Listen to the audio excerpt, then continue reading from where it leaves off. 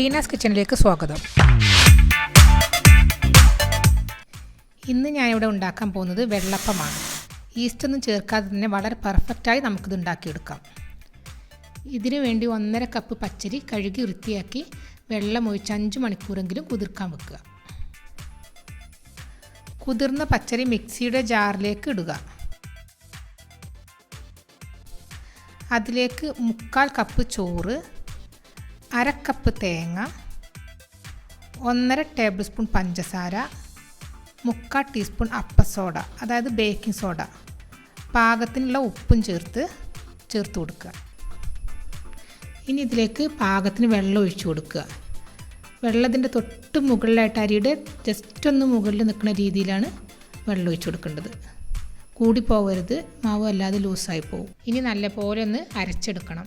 നല്ല നൈസായിട്ട് തരിയില്ലാതെ അരച്ചെടുക്കണം. മാവ് നല്ലപോലെ അരച്ചെടുത്തിട്ടുണ്ട്. ഇനി ഇതൊരു പാത്രത്തിലേക്ക് ഒഴിച്ചു കൊടുത്ത് അടച്ചു വെച്ചൊരു 7 മണിക്കൂറെങ്കിലും മാവൊന്ന് പൊങ്ങാൻ വേണ്ടി മാറ്റി വെക്കുക. മാവ് നല്ലപോലെ പൊങ്ങി വന്നിട്ടുണ്ട്. ഇനി പതുക്കെ ഒന്ന് ഇളക്കി ചേർക്കുക. കൂടുതലായിട്ട് ഇളക്കി ചേർക്കരുത്, മാവിൻ്റെ നൊരയൊക്കെ താഴ്ന്നു പോകും.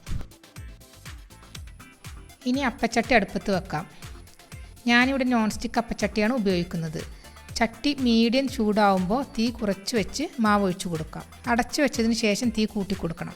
നോൺ സ്റ്റിക്ക് ചട്ടി ഓവർ ചൂടായി കഴിഞ്ഞാൽ മാവ് അതിൽ പിടിക്കില്ല.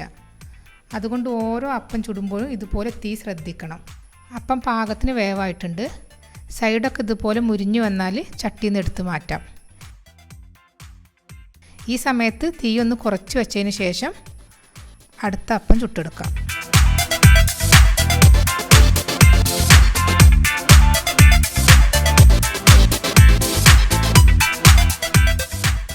ഇത്രയും മാവ് കൊണ്ട് 14 വെള്ളപ്പമാണ് ഞാൻ ഉണ്ടാക്കിയത്. ഈസ്റ്റൊന്നും ചേർക്കാതെ നല്ല സോഫ്റ്റായ രുചിയുള്ള വെള്ളപ്പമാണ് നമ്മളിവിടെ ഉണ്ടാക്കിയിട്ടുള്ളത്. ഈ വീഡിയോ നിങ്ങൾക്ക് ഇഷ്ടമായെങ്കിൽ ലൈക്ക് ചെയ്യുക, ഷെയർ ചെയ്യുക, സബ്സ്ക്രൈബ് ചെയ്യുക.